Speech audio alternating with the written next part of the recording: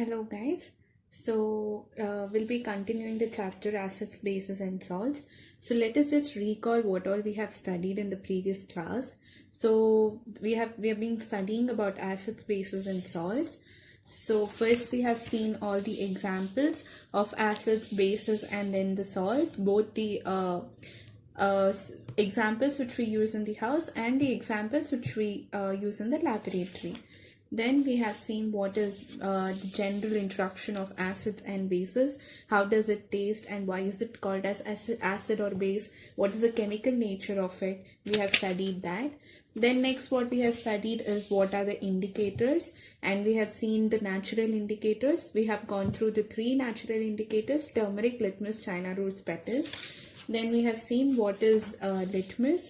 So we have gone through what is litmus, which color will it be in distilled water. It will be purple in distilled water, red in acidic solution, blue in basic solution.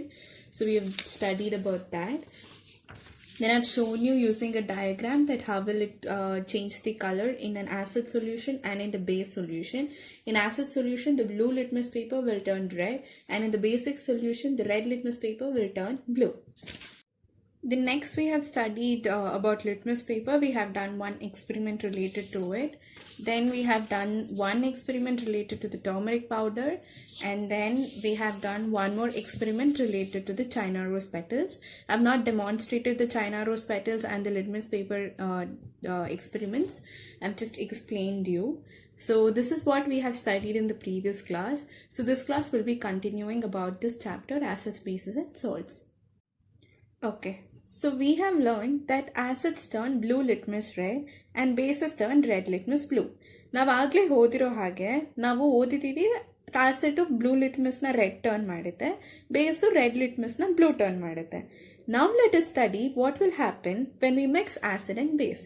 ಇವಾಗ ನಾವು ಆಸಿಡ್ನ ಬೇಸಲ್ಲಿ mix ಮಾಡಿದ್ರೆ ಏನಾಗುತ್ತೆ ಅಂತ ನಾವು ಇವಾಗ ತಿಳ್ಕೊಳ್ಳೋಣ. So let us use an indicator called as phenolphthalein, which you are not at all aware of. ಇವಾಗ ನಾವಿಲ್ಲಿ ಒಂದು ಇಂಡಿಕೇಟರ್ ಯೂಸ್ ಮಾಡೋಣ. ಯಾವ ಇಂಡಿಕೇಟರ್ ಅಂದರೆ ಅದರ ಹೆಸರು ಫಿನಾಫ್ಥಲಿನ್. ಇದ್ರ ಬಗ್ಗೆ ನೀವು ಇದುವರೆಗೂ ಕಲ್ತಿಲ್ಲ. ನಾನು ಬರೀ natural indicators, turmeric powder, litmus paper ಮತ್ತು ನಾನು ಚೈನಾ ರೋಸ್ ಪೆಟಲ್ಸ್ ಮಾತ್ರ ಹೇಳ್ಕೊಟ್ಟಿದ್ದೀನಿ. ಇದು ಇನ್ನೊಂದು ಇಂಡಿಕೇಟರ್ ಫಿನಾಫ್ಥಲಿನ್. ಇದು ನ್ಯಾಚುರಲ್ ಇಂಡಿಕೇಟರ್ ಅಲ್ಲ. ಸೊ ಇಲ್ಲಿ ನಾವು ಫಿನಾಫ್ಥಲಿನ್ನ ಯೂಸ್ ಮಾಡಿ ನೋಡೋಣ ಏನಾಗುತ್ತೆ ಅಂತ. What are we trying to understand here? What will happen when acids are mixed with bases? To know this, we are using an indicator called as the phenolphthalein. Okay, to do this, we have to take one test tube. This test tube has dilute HCl. This dilute HCl is taken in one test tube. ಈ ಒಂದು test tube ತಗೋತೀವಿ, ಆ test ಟ್ಯೂಬಲ್ಲಿ ನಾವು dilute HClನ ಹಾಕ್ತೀವಿ. ಈ dilute HCl test ಟ್ಯೂಬ್ಗೆ ನಾವು ಫಿನಾಫ್ಥಲಿನ್ನ ಹಾಕ್ತೀವಿ. ಫಿನಾಫ್ಥಲಿನ್ ಏನಂತ ಹೇಳಿದ್ದೆ, ನಾನು ಆಗಲೇ ಹೇಳಿರೋ ಹಾಗೆ ಫಿನಾಫ್ಥಲಿನ್ ಒಂದು ಇಂಡಿಕೇಟರ್. ಸೊ ನಾವು ಫಿನಾಫ್ಥಲಿನ್ನ ಹಾಕ್ತೀವಿ. ಎಷ್ಟು ಹಾಕ್ತೀವಿ? 1-2-3 ಡ್ರಾಪ್ಸ್ ಅಷ್ಟೇ ಫಿನಾಫ್ಥಲಿನ್ನ we have to put. Then you have to shake the test tube. Phenolphthalein ಮತ್ತು ಡೈಲ್ಯೂಟ್ HClನ ಹಾಕಿ ನೀವು ಆ ಟೆಸ್ಟ್ ಟ್ಯೂಬ್ನ ಚೆನ್ನಾಗಿ ಶೇಕ್ ಮಾಡಬೇಕು. What do you observe? Do you observe any color change? ನೀವು ಈಗ HCl ಹಾಕಿದ್ದೀರಾ, HCl ಹಾಕಿದ್ಮೇಲೆ ಫಿನಾಫ್ಥಲಿನ್ ಹಾಕಿದ್ದೀರಾ, then you have to shake the test tube. ಇವಾಗ ನೀವೇನಾದರೂ ಕಲರ್ ಚೇಂಜ್ ಅಬ್ಸರ್ವ್ ಮಾಡ್ತೀರಾ? ಏನು ಕಲರ್ ಚೇಂಜು ಇರಲ್ಲ. Then next what you have to do, then you have to the same test tube you have to add NaOH. ಇವಾಗ ನಾವು ಅದೇ test ಟ್ಯೂಬ್ಗೆ ನಾವು ಇವಾಗ ಇನ್ನೊಂದು ಎಕ್ಸ್ಟ್ರಾ ಏಜೆಂಟ್ ಆ್ಯಡ್ ಮಾಡ್ತಿದ್ದೀವಿ. ಏನದು ಅಂದರೆ NaOH. NaOH ಏನು? sodium hydroxide. So now we have in a test tube we have HCl, we have indicator and we have sodium hydroxide. So ಏನೇನಿದೆ ಈ ಹೊಸ ಟೆಸ್ಟ್ ಟ್ಯೂಬಲ್ಲಿ? HCl ಇದೆ, ಇಂಡಿಕೇಟರ್ ಇದೆ, ಸೋಡಿಯಂ ಹೈಡ್ರಾಕ್ಸೈಡ್ ಇದೆ. ಸೊ ಈ ಎಲ್ಲ ಒಂದೇ ಟೆಸ್ಟ್ ಟ್ಯೂಬಲ್ಲಿ ಇದೆ. ಸೊ ನಾವು ಇವಾಗ ಏನು ಮಾಡಬೇಕು? NaOHನ ಮತ್ತೆ ಮತ್ತೆ ಹಾಕ್ತಾ ಇರಬೇಕು. ಹೆಂಗೆ ಹಾಕಬೇಕು ಅಂದರೆ drop by drop by drop, dropper ಬರುತ್ತೆ. ಓಕೆನಾ? ಆ ಡ್ರಾಪರಲ್ಲಿ ನೀವು ಒಂದೊಂದೇ ಡ್ರಾಪ್ನ ಈ ಟೆಸ್ಟ್ ಟ್ಯೂಬ್ಗೆ ಹಾಕಬೇಕು. ಏನು ಹಾಕ್ತಿದ್ದೀರಾ? ಸೋಡಿಯಂ ಹೈಡ್ರಾಕ್ಸೈಡ್, NaOHನ ಹಾಕ್ತಿದ್ದೀರಾ. So you should not add fully, you should not add like in ml, you just have to add drop by drop. Then later, what will happen? Once you start adding drop by drop, on ಸ್ವಲ್ಪನೇ colour change ಆಗುತ್ತೆ. ಅದು ಒಂದು ಪಾಯಿಂಟಲ್ಲಿ colour change ಆಗುತ್ತೆ. ಯಾವ ಕಲರ್ಗೆ change ಆಗುತ್ತೆ? First ಇಲ್ಲಿ solution ಏನಿರುತ್ತೆ, colourless ಇರುತ್ತೆ, ಅಂದ್ರೆ ನೀರಿನ ಕಲರ್ ತರ ಇರುತ್ತೆ, ಏನು ಕಲರ್ ಇರಲ್ಲ ಅದಕ್ಕೆ. ನೆಕ್ಸ್ಟ್ ನೀವು ಸೋಡಿಯಂ ಹೈಡ್ರಾಕ್ಸೈಡ್ನ ಒಂದೊಂದೇ ಡ್ರಾಪ್ ಹಾಕ್ತಾ ಇದ್ರೆ ಒಂದು ಪಾಯಿಂಟಲ್ಲಿ ಆ ಸೊಲ್ಯೂಷನ್ ಪಿಂಕ್ ಕಲರ್ ಆಗುತ್ತೆ. ಆ ಪಿಂಕ್ ಕಲರ್ ಹೋಗಲ್ಲ, ಹಂಗೆ ಇರುತ್ತೆ ಪಿಂಕ್ ಕಲರ್. ಸೊ ಆ ಥರ ಪಿಂಕ್ ಕಲರ್ ಆಗುತ್ತೆ. ನೆಕ್ಸ್ಟ್ ಏನು ಆ್ಯಡ್ ಮಾಡ್ತೀರಾ? To this you will add 1 drop of dilute HCl. ಈಗ ಕಲರ್ ಏನಾಯ್ತು? ಪಿಂಕ್ ಕಲರ್ ಆಯ್ತು. ಏನ್ ಆ್ಯಡ್ ಮಾಡಿದಕ್ಕೆ? NaOH ಆ್ಯಡ್ ಮಾಡಿದಕ್ಕೆ. ಇವಾಗ ನೆಕ್ಸ್ಟ್ ಏನ್ ಮಾಡ್ತೀರಾ ಅಂದ್ರೆ 1 drop ಆಫ್ ಡೈಲ್ಯೂಟ್ HCl ನ ತಗೊಂಡು ಹಾಕ್ತೀರಾ. ಡೈಲ್ಯೂಟ್ HCl ಇಲ್ಲಿ ಫಸ್ಟ್ ಹಾಕಿದೀವಲ್ಲ, ಸೇಮ್ ಅದೇ HCl ನ ಇವಾಗ ಸುಮ್ಮನೆ ಒಂದೇ ಒಂದು ಡ್ರಾಪ್ ನ ಹಾಕ್ತೀವಿ. ಅವಾಗ ಹಾಕಿದ ತಕ್ಷಣ ಏನಾಗುತ್ತೆ? ಟೆಸ್ಟ್ ಟ್ಯೂಬ್ ಅಲ್ಲಿ ಪಿಂಕ್ ಕಲರ್ ಹೋಗ್ಬಿಟ್ಟು ಕಲರ್ಲೆಸ್ ಆಗುತ್ತೆ. ಪಿಂಕ್ ಕಲರ್ ಇತ್ತು ಫಸ್ಟ್, ಇವಾಗ ಅದು ಕಲರ್ಲೆಸ್ ಆಗುತ್ತೆ. ಏನಕ್ಕೆ? ಡೈಲ್ಯೂಟ್ HCl ಹಾಕಿದೀವಿ ಅಂದ್ರೆ ಇವಾಗ ನ್ಯೂಟ್ರಲೈಸ್ ಆಯ್ತು. ನಮಗೆ ಕಲರ್ ಇದ್ದಿದ್ದೇನಕ್ಕೆ? NaOH ಆ್ಯಡ್ ಮಾಡಿದಕ್ಕೆ. ಫಸ್ಟ್ ಏನಿತ್ತು? HCl ಇತ್ತು. ಅವಾಗ ಕಲರ್ ಚೇಂಜ್ ಆಗಿತ್ತಾ? ಇಲ್ಲ. ಅದೇ ಸೊಲ್ಯೂಷನ್ಗೆ NaOH ಹಾಕಿದಾಗ ಪಿಂಕ್ ಕಲರ್ ಚೇಂಜ್ ಆಯ್ತು. ಸೊ ಇವಾಗ ಪಿಂಕ್ ಕಲರ್ ಚೇಂಜ್ ಆಯ್ತು. ಇದೇ ಪಿಂಕ್ ಕಲರ್ ಸೊಲ್ಯೂಷನ್ಗೆ ಮತ್ತೆ ನೀವು ಡೈಲ್ಯೂಟ್ HCl ನ ಹಾಕಿದ್ರೆ ಅವಾಗ ಮತ್ತೆ ಅದು ಕಲರ್ಲೆಸ್ ಆಗುತ್ತೆ. ನಾವು ಇಟ್ಸ್ ಬಿಕಮ್ ಕಲರ್ಲೆಸ್. ಇವಾಗ ಮತ್ತೆ 1 drop NaOH ಹಾಕಿದ್ರೆ ಮತ್ತೆ ಏನು ಕಲರ್ ಆಗಬೇಕು? ಅದು ಮತ್ತೆ ಪಿಂಕ್ ಕಲರ್ ಆಗಬೇಕು. So it is pink colour. You add 1 drop of dilute HCl, it will become colorless. Then you add a drop of NaOH, it will again turn into pink color. So this process is called as neutralization. ಇವಾಗ acid ಬೇಸ್ಗೆ add ಮಾಡಿದ್ರೆ ಏನಾಗುತ್ತೆ ಅಂತ so ಇದರಿಂದ ನಮಗೆ ಅರ್ಥ ಆಯಿತು. Okay, so ಇವಾಗ ನಮ್ಗೆ ಇದರಿಂದ ಏನು ಅರ್ಥ ಆಯಿತು? So when the solution is basic, phenolphthalein gives pink colour.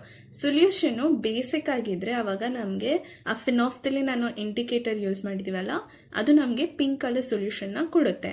ಅದೇ ಸೊಲ್ಯೂಷನ್ ಆಸಿಡಿಕ್ ಆಗಿದ್ರೆ ಅವಾಗ ಕಲರ್ ಚೇಂಜ್ ಆಗಲ್ಲ. ಸೊಲ್ಯೂಷನ್ ಬೇಸಿಕ್ ಆಗಿದ್ದಾಗ ಫಿನಾಫ್ಥಲಿನ್ ಇಂಡಿಕೇಟರು ಪಿಂಕ್ ಕಲರ್ ಮಾಡುತ್ತೆ. ಅದೇ ಸೊಲ್ಯೂಷನ್ ಆಸಿಡಿಕ್ ಇದ್ರೆ ಅವಾಗ ಸೊಲ್ಯೂಷನ್ ಕಲರ್ಲೆಸ್ ಆಗಿರುತ್ತೆ. ಸೊ ಪ್ರೀವಿಯಸ್ ಆಗಿ ನಾನು ಹೇಳ್ಕೊಡಿರೋದ್ರಲ್ಲಿ ಆಸಿಡ್ ಯಾವುದು? HCl, ಬೇಸ್ ಯಾವುದು? NaOH. ಸೊ ನಾವು NaOH ಹಾಕಿದಾಗ ಸೊಲ್ಯೂಷನ್ ಪಿಂಕ್ ಆಯ್ತು. ನಾವು ಅದೇ ಆಸಿಡ್ HCl ಹಾಕಿದಾಗ ಕಲರ್ಲೆಸ್ ಆಗಿ ಇತ್ತು. So when solution is basic, phenolphthalein gives pink colour. When solution is acidic, solution remains colourless. So ಇದು ಅರ್ಥ. ಇದು ನಾವು ಪ್ರೀವಿಯಸ್ ಎಕ್ಸ್ಪೆರಿಮೆಂಟ್ ಇಂದ ನಾವು ಅರ್ಥ ಮಾಡ್ಕೊಂಡಿದ್ದು. So next point, when acid and base is mixed, both solutions neutralize the effect of each other. ಅಂದ್ರೆ acid ಮತ್ತೆ ಬೇಸ್ ಎರಡು ಮಿಕ್ಸ್ ಆದಾಗ, ಅಂದ್ರೆ ಕರೆಕ್ಟ್ ಪ್ರಪೋರ್ಷನ್, ಅಂದ್ರೆ ಕರೆಕ್ಟ್ ಅಮೌಂಟ್ ಅಲ್ಲಿ ಮಿಕ್ಸ್ ಆದಾಗ ಅವಾಗ ಆ ಎರಡು ಸೊಲ್ಯೂಷನ್ ನ್ಯೂಟ್ರಲೈಸ್ ಮಾಡುತ್ತೆ. ಅಂದ್ರೆ ಅದು ಆಸಿಡ್ಗೆ ಆಸಿಡಿಕ್ ನೇಚರ್ ಹೋಗುತ್ತೆ, ಬೇಸಿಕ್ ನೇಚರ್ ಹೋಗುತ್ತೆ. ಎರಡರದ್ದು ಆಸಿಡಿಕ್ ನೇಚರ್ ಮತ್ತೆ ಬೇಸಿಕ್ ನೇಚರ್ ಡಿಸ್ಟ್ರಾಯ್ ಆಗುತ್ತೆ. ಸೊ ಅವಾಗ ಆಸಿಡ್ ಮತ್ತೆ ಬೇಸು they will get neutralized. ಇದನ್ನ ಇವೆರಡನ್ನು ಮಿಕ್ಸ್ ಆದಾಗ ಅವೆರಡರದ್ದು ಎಫೆಕ್ಟ್ ಏನು ಇರಲ್ವಲ್ಲ, ಇದು ಆಸಿಡ್ ಅಲ್ಲ ಬೇಸು ಅಲ್ಲ. ಸೊ ಅದಕ್ಕೆ ನಾವೇನ್ ಹೇಳ್ತೀವಿ? ಬೋತ್ ಸೊಲ್ಯೂಷನ್ಸ್ ಆರ್ ನ್ಯೂಟ್ರಲೈಸ್ಡ್ ಅಂತ ಹೇಳ್ತೀವಿ. So when acid and base is mixed, both solutions neutralise the effect of each other. ಅಂದ್ರೆ ಆಸಿಡ್ ಮತ್ತೆ ಬೇಸ್ ಎರಡು ಮಿಕ್ಸ್ ಮಾಡಿದಾಗ ನಮ್ಗೆ ಸಿಗೋ ಸೊಲ್ಯೂಷನ್ ಅದು ಆಸಿಡ್ ಅಲ್ಲ, ಬೇಸು ಅಲ್ಲ. So both acidic and basic nature will be lost. ಅಂದ್ರೆ ಆಸಿಡಿಕ್ ನೇಚರು ಹೋಗುತ್ತೆ, ಬೇಸಿಕ್ ನೇಚರು ಹೋಗುತ್ತೆ. Therefore solution is neither acidic no basic. ಅದಕ್ಕೆ ಆಸಿಡ್ ನೇಚರ್ ಹೋದಾಗ ಅದು ಆಸಿಡ್ ಅಲ್ಲ, ಬೇಸಿಕ್ ನೇಚರ್ ಹೋದಾಗ ಅದು ಬೇಸಿಕ್ ಅಲ್ಲ. So solution is neither acidic nor basic. Okay, so after we perform this experiment where we have mixed HCl and NaOH and we got pink color, we got colorless, all those things, after that experiment is performed, you just have to touch the test tube. When you touch the test tube, what will happen? You will feel that the test tube is really hot. ನೀವು ಆ experiment perform ಮಾಡ್ತೀರಾ ಅಲ್ವಾ, HCl ಮತ್ತು NaOH ಹಾಕಿ pink colour ಆಗುತ್ತೆ, colourless ಆಗುತ್ತೆ, ಅದೆಲ್ಲ ಅದು perform ಮಾಡಿದ್ಮೇಲೆ ನೀವು ಆ ಟೆಸ್ಟ್ ಟ್ಯೂಬ್ನ ಇಟ್ಕೊಂಡ್ರೆ ಅವಾಗ ಆ ಟೆಸ್ಟ್ ಟ್ಯೂಬ್ ಫುಲ್ ಹಾಟ್ ಆಗಿ ಇರುತ್ತೆ. ಅಂದರೆ ಫುಲ್ ಹಾಟ್ ಆಗಿರುತ್ತೆ. ಅದು ಏನಕ್ಕೆ ಹಂಗೆ ಹಾಟ್ ಆಗಿರುತ್ತೆ? This shows heat is either produced or evolve. ಇದಂದ್ರೆ ಏನು ಅರ್ಥ ಆಗುತ್ತೆ ನಮಗೆ? ಹೀಟ್ ಎಲ್ಲಿಂದ ಬಂತು, ನಮಗೆ ಏನಕ್ಕೆ ಬಿಸಿ ಆಯಿತು? ಹೀಟಿಂದ ಬಿಸಿ ಆಯಿತು. ಸೊ ಹೀಟು ಇವಾಗ ಈದರ್ ಇವಾಲ್ವ್ ಆಗಿದೆ ಅಥವಾ ಪ್ರೊಡ್ಯೂಸ್ ಆಗಿದೆ. ಅಂದರೆ ಹೀಟ್ ಇವಾಗ ಈದರ್ ಅಲ್ಲಿಂದ ಪ್ರೊಡ್ಯೂಸ್ ಆಗಿದೆ, ಇಲ್ಲಾಂದರೆ ಅದರಿಂದ ಆಚೆ ಬಂದಿದೆ ಅಂತ. So the evolved heat will raise the temperature and therefore the test tube will be hot. ಆದರೆ ಈ ಎಕ್ಸ್ಪೆರಿಮೆಂಟಲ್ಲಿ ಹೀಟು ಆಚೆ ಬಂದಿದೆ, ಆ ಎಕ್ಸ್ಪೆರಿಮೆಂಟ್ ಮಾಡಿರೋದ್ರಿಂದ ಹೀಟ್ ಆಚೆ ಬಂದಿದೆ. ಸೊ ನಮಗೆ ಆ ಹೀಟ್ ಆಚೆ ಬಂದಿರೋದ್ರಿಂದ ಟೆಂಪರೇಚರು, ಆ ಟೆಸ್ಟ್ ಟ್ಯೂಬಿಂದ ಟೆಂಪರೇಚರು ಬಿಸಿ ಆಗುತ್ತೆ. ಅದು ಆಬ್ವಿಯಸ್. ನಾವು ಇವಾಗ ಗ್ಯಾಸ್ ಸ್ಟವ್ ಮೇಲೆ ಏನೋ ಒಂದು ವೆಸಲ್ ಇಟ್ಟಿರ್ತೀವಿ, ಪಾತ್ರೆ ಇಟ್ಟಿರ್ತೀವಿ, ಏನೋ ಕಾಯಿಸ್ತಾ ಇರ್ತೀವಿ, ಅವಾಗ ಪಾತ್ರೆ ಕೂಡ ಬಿಸಿ ಆಗುತ್ತೆ. ಏನಕ್ಕೆ ಅಂದರೆ ಸ್ಟವ್ವಿಂದ ಅದು ಹೀಟ್ ಹೋಗಿ ಪಾತ್ರೆ ಕೂಡ ಬಿಸಿ ಆಗುತ್ತೆ. ಹಾಗೆ ಇಲ್ಲಿ ಕೂಡ ಹೀಟ್ ಪ್ರೊಡ್ಯೂಸ್ ಆಗಿರೋದಕ್ಕೆ ಟೆಸ್ಟ್ ಟ್ಯೂಬ್ ಕೂಡ ಫುಲ್ ಬಿಸಿ ಆಗುತ್ತೆ. ಅದಕ್ಕೆ ಟೆಸ್ಟ್ ಟ್ಯೂಬ್ದು ಟೆಂಪರೇಚರ್ ರೇಸ್ ಆಗಿ ಟೆಸ್ಟ್ ಟ್ಯೂಬ್ ಬಿಸಿ ಆಗಿರುತ್ತೆ.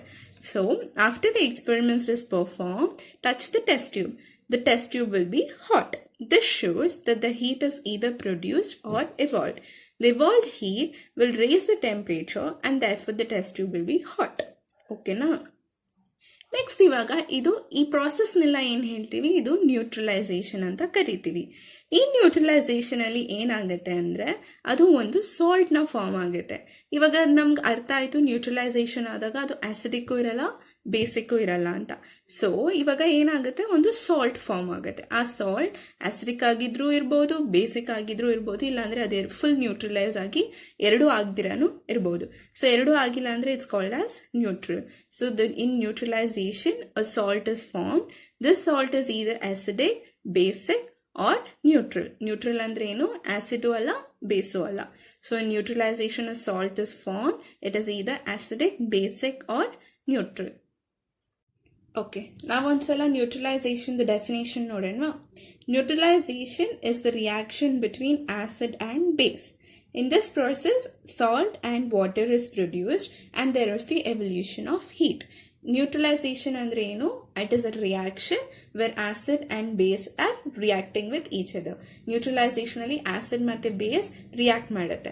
ಸೊ ಈ ರಿಯಾಕ್ಟ್ ಮಾಡೋ ಪ್ರಾಸೆಸ್ನ ನ್ಯೂಟ್ರಲೈಸೇಷನ್ ಅಂತ ಕರಿತೀವಿ. ಈ ಪ್ರಾಸೆಸ್ ಅಲ್ಲಿ what is happening, salt and water is produced. ಈ ಆಸಿಡ್ ಮತ್ತೆ ಬೇಸ್ ರಿಯಾಕ್ಟ್ ಆದಾಗ ಏನಾಗ್ತಿದೆ, ಒಂದು ಸಾಲ್ಟ್ ಪ್ರೊಡ್ಯೂಸ್ ಆಗ್ತಿದೆ ಮತ್ತೆ ವಾಟರ್ ಕೂಡ ಪ್ರೊಡ್ಯೂಸ್ ಆಗ್ತಿದೆ. ಆಮೇಲೆ ಏನಾಗ್ತಿದೆ, ನಾವು ಹೇಳಿದ್ವಲ್ಲ ಬಿಸಿ ಆಯಿತು ಅಂತ. ಏನಕ್ಕೆ ಬಿಸಿ ಆಯಿತು, ಹೀಟ್ ಇವಾಲ್ವ್ ಆಗಿದ್ದಕ್ಕೆ. So and there is evolution of heat. So in this process salt and water is produced and there is the evolution of heat. So artha aitala, let's recall once again. Neutralization is a reaction between acid and base. In this process salt and water is produced and there is the evolution of heat. Okay na? So navilli nan reaction wise ali ತೋರಿಸಿದ್ದೀನಿ. acid plus base gives you salt and water and the evolution of heat. Arrow symbol ಏನಕ್ಕೆ ಬರೀತೀವಿ ಅಂದರೆ heat evolve ಆಗಿದೆ ಅನ್ನೋದಕ್ಕೆ ಮೇಲಿನ ಆರೋನ ಬರೀತೀವಿ. So ಇಲ್ಲಿ ನಾನು reaction ಫಾರ್ಮಲ್ಲಿ ಈ ಡೆಫಿನೇಷನ್ನ ನಾನಿಲ್ಲಿ ರಿಯಾಕ್ಷನ್ ಫಾರ್ಮಲ್ಲಿ ಬರ್ತಿದ್ದೀನಿ. Acid plus base gives you salt plus water and evolution of heat. So ಇದನ್ನ ನಾವು ಒಂದು ಎಕ್ಸಾಂಪಲ್ ತಗೊಳ್ಳೋಣ. ಆಸಿಡ್ಗೆ ಎಕ್ಸಾಂಪಲ್ ನಾನಿಲ್ಲಿ HCl ತಗೊಂಡಿದ್ದೀನಿ, ಬೇಸ್ಗೆ NaOH. So when HCl and NaOH is reacted, what you get a salt which is sodium chloride. Sodium chloride is nothing but NaCl and water the formula H2O and the evolution of heat.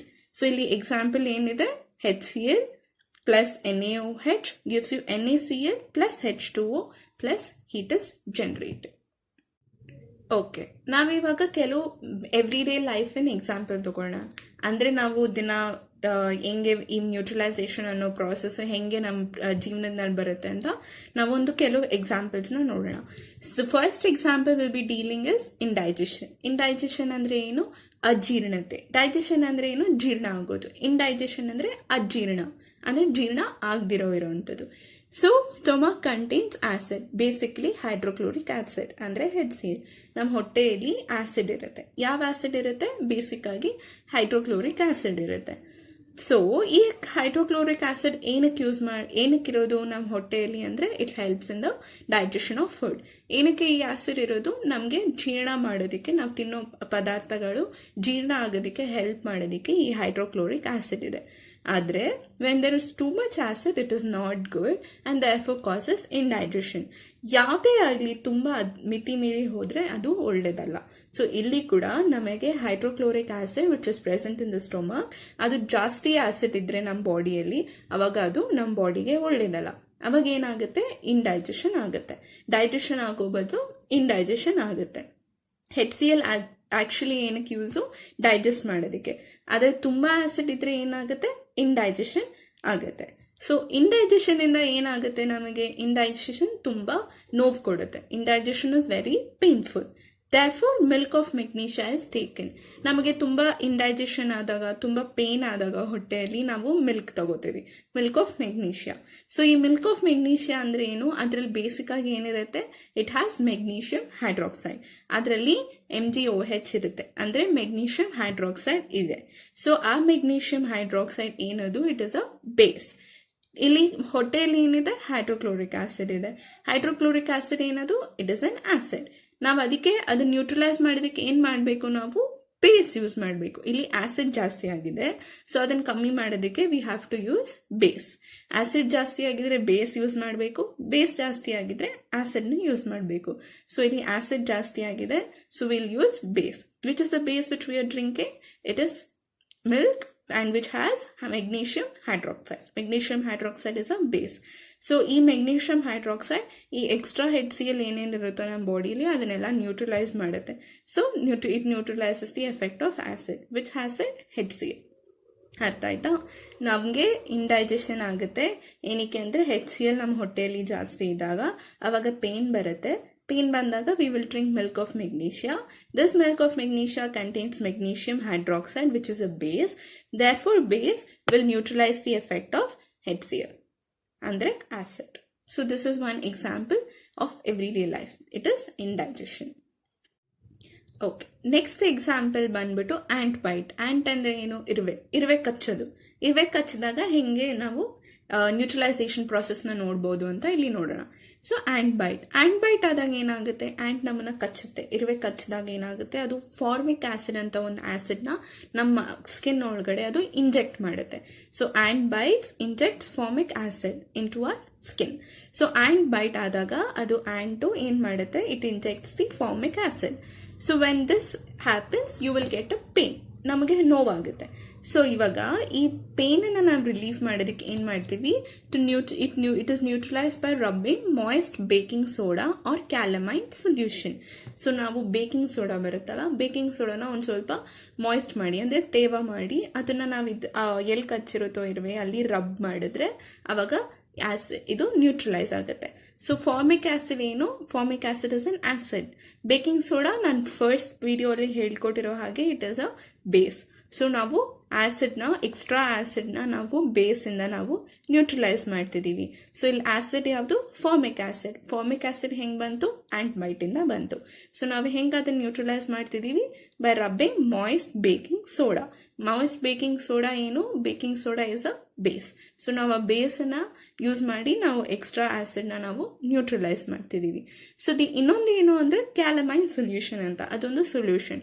ಅದರಲ್ಲಿ ಏನಿರುತ್ತೆ ಅಂದರೆ zinc carbonate ಇರುತ್ತೆ. This calamine solution, it contains zinc carbonate. Calamine solution contains zinc carbonate and it is another base which can help us in neutralizing the formic acid.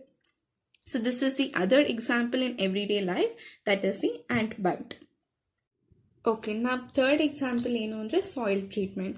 So ಸಾಯಿಲಲ್ಲಿ ನಾವು ಏನು ಮಾಡ್ತೀವಿ, plants grow ಮಾಡ್ತೀವಿ. ಹೊಲ ಆಗಲಿ ಗದ್ದೆಯಲ್ಲಾಗಲಿ ಏನೋ ಒಂದು ಗಿಡ ಬೆಳೆಸಿದಾಗ ನಾವು ಫರ್ಟಿಲೈಸರ್ಸ್ ಕಾಮನ್ ಆಗಿ ಯೂಸ್ ಮಾಡ್ತೀವಿ.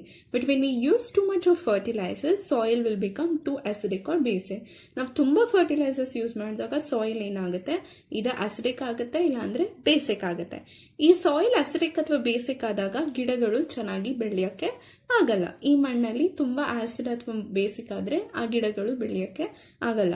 ಅದಕ್ಕೆ ನಾವೇನು ಮಾಡ್ತೀವಿ, if the soil is acidic then it is treated with base. ನಾನು ಆವಾಗಲೇ ಹೇಳಿರೋ ಹಾಗೆ ತುಂಬ ಅಸಿಡಿಕ್ ಆಗಿದ್ದರೆ ನಾವು ನ್ಯೂಟ್ರಲೈಸ್ ಮಾಡೋಕ್ಕೆ ಬೇಸ್ ಯೂಸ್ ಮಾಡ್ತೀವಿ. ತುಂಬ ಬೇಸಿಕ್ ಆಗಿದ್ದರೆ ನಾವು ನ್ಯೂಟ್ರಲೈಸ್ ಮಾಡೋದಕ್ಕೆ ಆಸಿಡ್ನ ಯೂಸ್ ಮಾಡ್ತೀವಿ. ಸೊ ಇವಾಗ ಸಾಯಿಲ್ ಏನಾದರೂ ಅಸಿಡಿಕ್ ಆಗಿದ್ದರೆ then we will be using bases like slaked lime or quick lime. Slaked lime ಅಂದರೆ ಏನು, ಸುಣ್ಣ. ಲೈಮ್ ಅಂದರೆ ಸುಣ್ಣ. ಸೊ ಇವಾಗ ಪುಡಿ ಆಗಿರೋ ಸುಣ್ಣನ ನಾವು ಯೂಸ್ ಮಾಡ್ತೀವಿ. ಅದು ಸುಣ್ಣ ಏನು ಅಂದರೆ it is a base, lime is a base.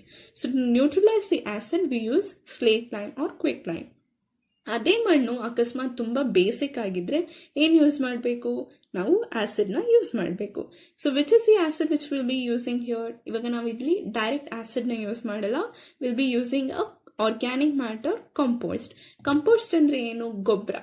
ಗೊಬ್ಬರ ಅಂತ ಹೇಳ್ತೀವಲ್ವ, so that is a compost. So ಆ ಗೊಬ್ಬರನ ನಾವು ಹಾಕಿದಾಗ ಸಾಯಿಲ್ಗೆ, ಆ ಗೊಬ್ಬರ ಎಲ್ಲ ಆಸಿಡ್ಸ್ನ ಪ್ರೊಡ್ಯೂಸ್ ಮಾಡಿ ಸಾಯಿಲ್ ಒಳಗೆ ಬಿಡುತ್ತೆ. ಆ ಆಸಿಡ್ ಏನ ಮಾಡುತ್ತೆ, ಆ ಬೇಸಿಕ್ ಸಾಯಿಲ್ನ ನ್ಯೂಟ್ರಲೈಸ್ ಮಾಡುತ್ತೆ. ಸೊ ಗೊಬ್ಬರ ಯೂಸ್ ಮಾಡ್ತೀವಿ, ಗೊಬ್ಬರ ಏನಾಗುತ್ತೆ ಅವಾಗ ಆಸಿಡ್ನ ಪ್ರೊಡ್ಯೂಸ್ ಮಾಡುತ್ತೆ, ಅವಾಗ ಆ ಆಸಿಡ್ ಸಾಯಿಲಲ್ಲಿರೋ ಬೇಸ್ನೆಲ್ಲ ನ್ಯೂಟ್ರಲೈಸ್ ಮಾಡುತ್ತೆ. So therefore if the soil is too acidic, we will use base like slaked lime. If the soil is too basic, we will use organic matter and it releases acids and neutralizes the soil. So last example which we are studying here is the factory waste. So factory ಅಂದರೆ ಎಲ್ಲರಿಗೂ ಗೊತ್ತು. So ಫ್ಯಾಕ್ಟ್ರಿಯಲ್ಲಿ ಎಷ್ಟೊಂದು waste ಇರುತ್ತೆ. So waste ಎಲ್ಲ ಏನು ಮಾಡ್ತಾರೆ ಫ್ಯಾಕ್ಟ್ರಿಯವ್ರು, usually ಯಾವುದನ್ನ ನೀರಿಗೆ ಬಿಟ್ಬಿಡ್ತಾರೆ. ಅಂದರೆ ಯಾವುದನ್ನ ಸಮುದ್ರ ಆಗಲಿ, ಲೇಕ್ ಆಗಲಿ, ಏನೋ ಒಂದು ಹತ್ರದಲ್ಲಿ ಏನು ವಾಟರ್ ಬಾಡಿ ಇದೆಯೋ ಆ ವಾಟರ್ ಬಾಡಿ ಒಳಗೆ ಬಿಡ್ತಾರೆ. So these waste what ever comes from the factory, this waste will contain lot of acid. ಈ ವೇಸ್ಟ್ ಏನು ಬರುತ್ತೋ ಫ್ಯಾಕ್ಟ್ರಿಯಿಂದ, ಆ ವೇಸ್ಟಲ್ಲಿ ತುಂಬ ಆಸಿಡ್ ಕಂಟೆಂಟ್ ಇರುತ್ತೆ. ಅದಕ್ಕೆ ಏನು ಮಾಡ್ತಾರೆ ಅವರು ಫ್ಯಾಕ್ಟ್ರಿಯವರು, they neutralise it by adding basic substances. So ಈ ಆಸಿಡ್ನ ಏನು ಮಾಡೋಕ್ಕೆ, ಆಸಿಡ್ ಜಾಸ್ತಿ ಆಗಿರೋದಕ್ಕೆ ಏನು ಮಾಡಬೇಕು, ನಾವು ಬೇಸ್ ಯೂಸ್ ಮಾಡಬೇಕು. ಸೊ ಇಲ್ಲಿ ನಾವು ಆಸಿಡ್ನ ನ್ಯೂಟ್ರಲೈಸ್ ಮಾಡೋದಕ್ಕೆ we use some basic substances. ಅದು ಏನು ಆಸಿಡ್ ಅನ್ನೋದ್ರ ಮೇಲೆ ಡಿಪೆಂಡ್ ಆಗುತ್ತೆ. So we use some basic substances.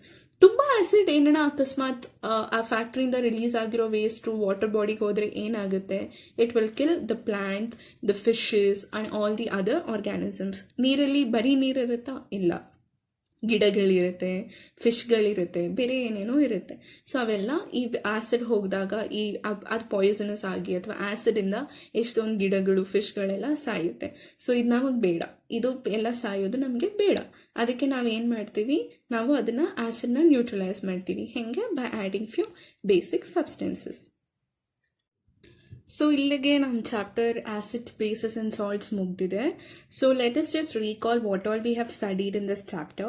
First we have studied what is acid, what is base, what is salt. Then we have seen what is acidic nature, what is basic nature.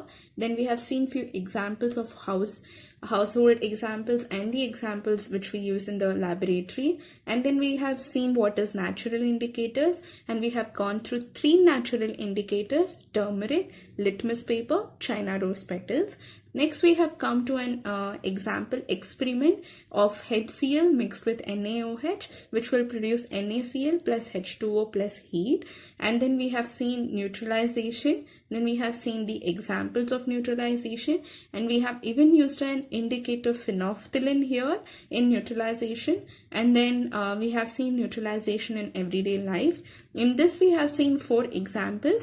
The first one is the ant bite, then the soil treatment, then the factory waste, and then the indigestion. So I hope you all have understood this chapter very well. If you have any doubts, please come forward and tell me. I will try to solve your doubts. Thank you.